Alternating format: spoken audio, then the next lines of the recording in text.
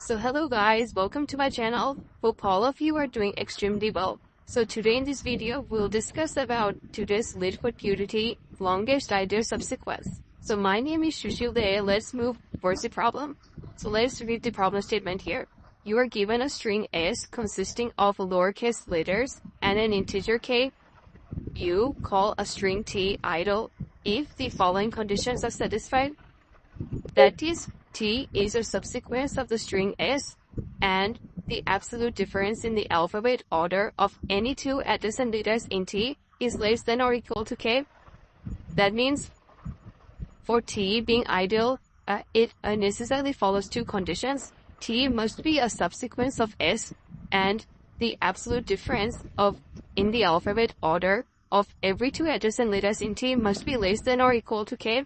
And we simply have to return the length of the longest ideal string, that is basically the length of the longest possible string that satisfies these two conditions. Okay.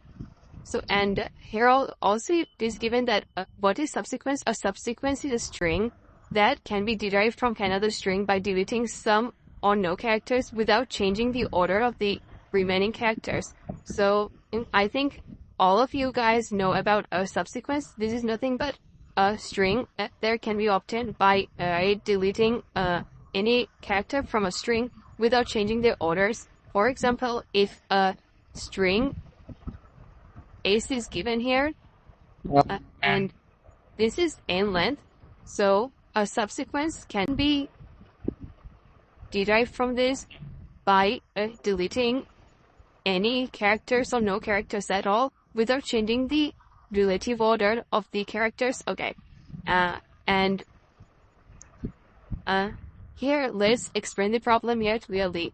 So what is given in the problem? A string S is given, okay, of length n, and we simply have to return the max length of T, where T is a subsequence of S. This is point number one. And the second point is any two adjacent characters of T, their alphabetic, the difference of the alphabetic order must be less than or equal to K. That means absolute difference of Ti minus Ti plus 1 is less than or equal to K, and the absolute difference of Ti minus 1 minus Ti is also less than or equal to K. So these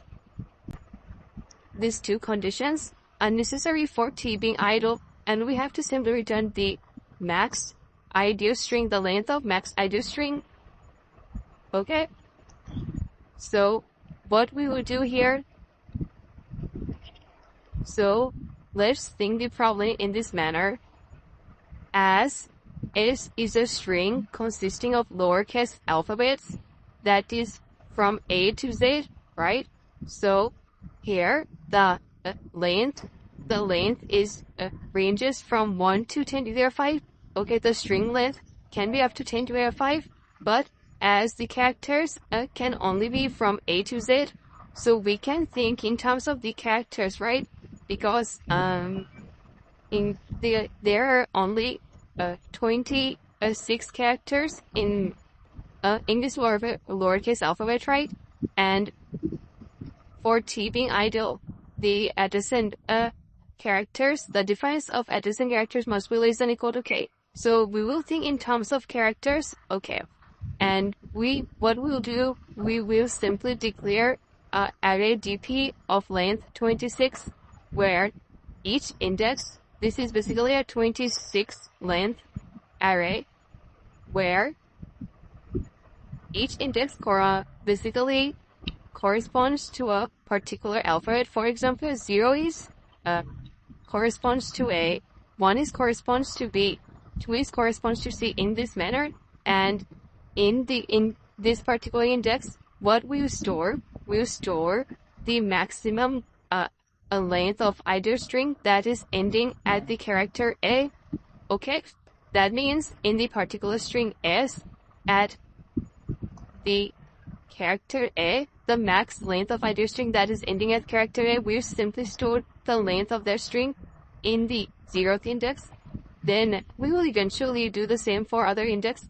For example, we'll store the longest ID string ending at B at this particular index. Okay, let's say this is X. Then we'll store the longest ID string ending at C, at character C at index 2. The let's say that is why in this manner we try to store that. Okay, and what we will eventually do at each iteration, we will select a particular index in S, right? We will basically iterate in this particular string from I equal to 0 to n minus 1, right? So each iteration, let's say we are currently standing at ith index. So what we will do, we will check.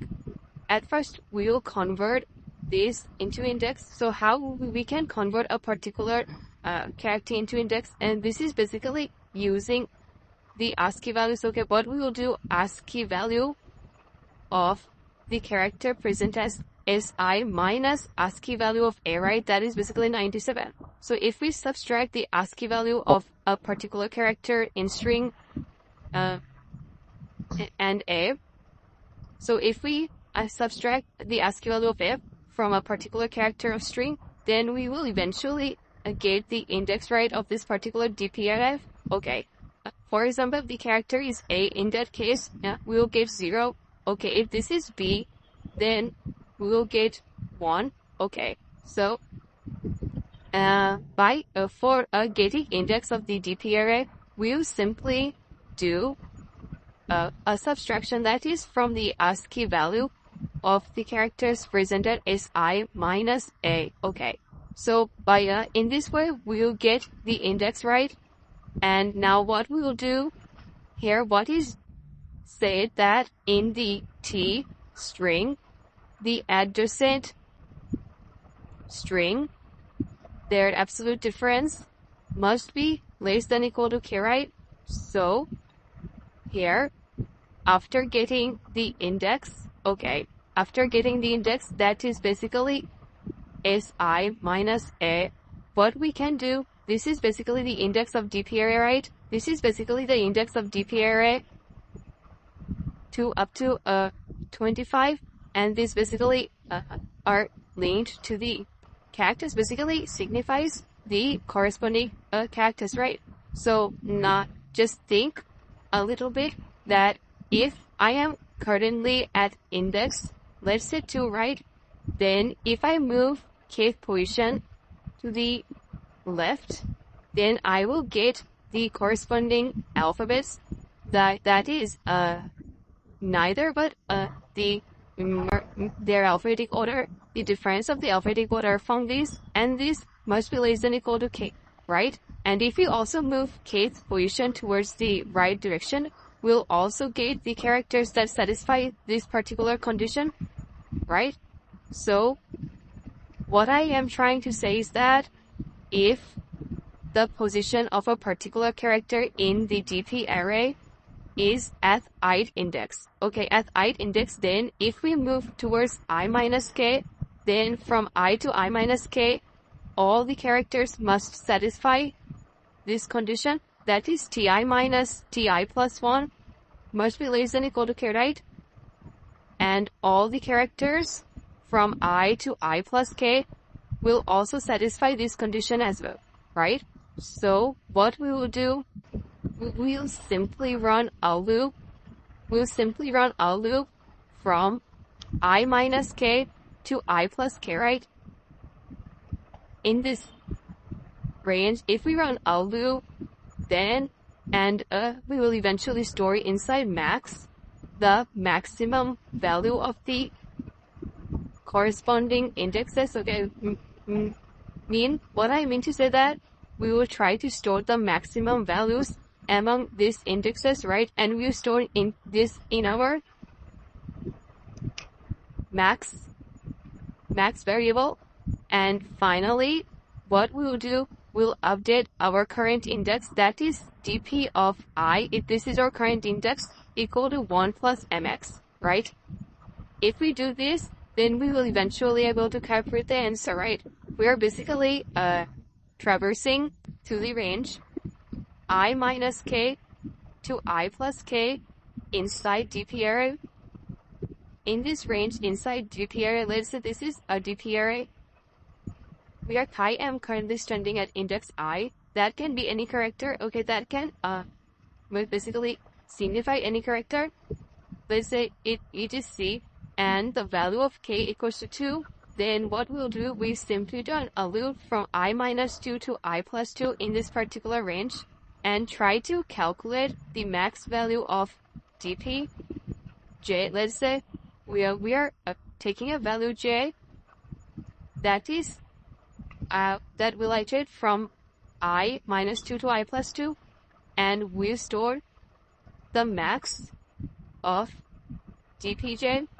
If we are able to do this, we basically get the character that have the max length. Okay, now the every index basically what signifies every index basically signifies the max length of ideal string, right? That is ending at a particular character. So if we get the max value of dpj, that is basically the max length of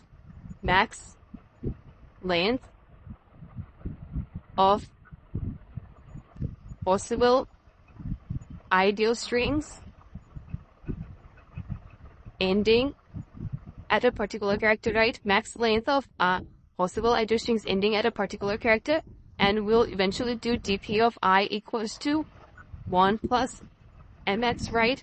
So in this way, we can calculate the max ideal string for each character, right?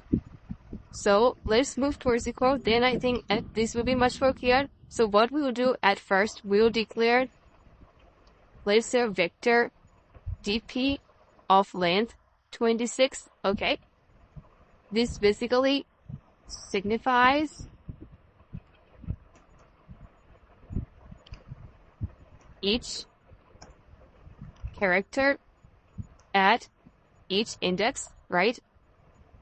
The 0th index basically mean 8th character. Okay, the longest ideal string ending at A. In the first index, we store the longest ideal subsequence end at B. So in this way, we'll store the lengths in DP array, right? So initially we are declaring this, and then we simply declare a variable n in which we store the value of the string. Okay, then what we'll do, we will simply run a loop from I equal to 0 to I less than n, and at first we'll convert the corresponding character into an index of the DP array, right? So for that, what we have to do, we simply have to subtract the value of a from this corresponding character, right? Now, what will be our left range? Our left range is basically I minus k, and our right range is basically I plus k, right? Sorry, no, not I, index minus k, right? Because index basically mean the corresponding index of this particular character in DP, right? So now I will declare another variable mx initialized with 0. Then I will run a loop j from left to right, and will calculate the max value of tpj in this range. Okay, that means here in this range, each and every character basically satisfies this condition, right? That is ti minus tj. Here once again I am writing this condition, that is ti minus ti plus 1. This must be less than equal to k, right? And in this range, all the characters in DP array must satisfy this particular condition, right? So among those possible characters that we can select, we can choose to make t as max as possible to t as max as possible, we have to choose the characters, right? So we will choose the particular character that comprises of the max value. Okay, and eventually we will update our DP index equal to 1 plus max. Why we are adding 1? Because we are basically choosing a particular value from this range, okay? And we are eventually adding our current character with that, okay? So eventually that we increase the length by 1, right? So that is the case, and here there are some edge case that just think carefully that if the value of index is less than k, then index minus k becomes negative. So we know that index cannot be negative. So to avert that, what we'll do, we'll take the max value of 0, comma, index minus k, right? We have to, otherwise there can be error, right?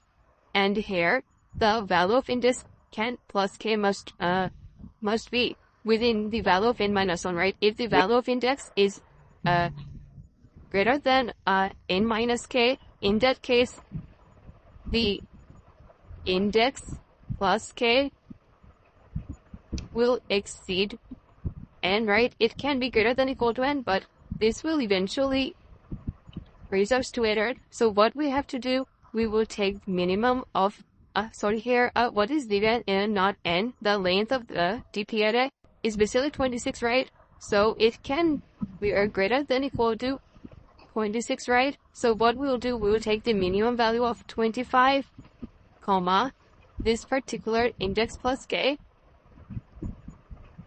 Okay. Now, what we have done, we are basically calculated the maximum possible ideal string ending at each character, okay? Ending at each character, that means at current state in 0th index, the maximum possible ideal subsequence ending at A is basically stored in first index. The longest ideal subsequence ended at B is stored. In this way, each index basically stored the length of longest ideal subsequence ending at a particular character. But what we have to return here, we have to return the length of the longest ideal string, right, among all the possible strings. So what we will do, we will finally run a loop from 0 to 25 in this DP array, and we'll check the max value. Okay, that is the max value ending at a particular character, and that will be our answer. So what we will do, we'll simply run a loop here for integer I equals to 0 to I less than 26 I plus plus, and we'll declare a variable answer equals to 0, where answer equals to max of answer, comma, dp I. Okay, and finally we will return our answer. So let's run the code.